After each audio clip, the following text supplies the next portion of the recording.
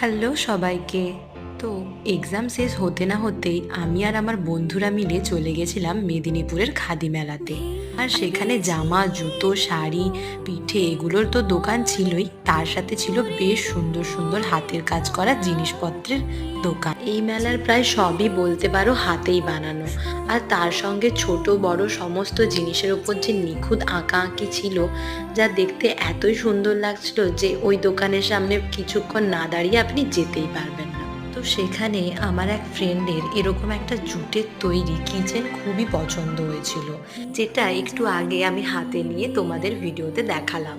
কিন্তু সে ওটা না কিনে আমায় বলে এরকম একটা আমায় বানিয়ে দিস তো। শুনে আমি বললাম আচ্ছা, ট্রাই করে দেখবো। তো খাদি মেলার ওই কিচেনটা থেকে ইন্সপায়ার হয়ে আর বন্ধুর আবদারে আজ এই কিচেনটা আমি বানালাম। তো তোমাদের কাজটা কেমন লাগলো সেটা কিন্তু কমেন্টে অবশ্যই জানিও।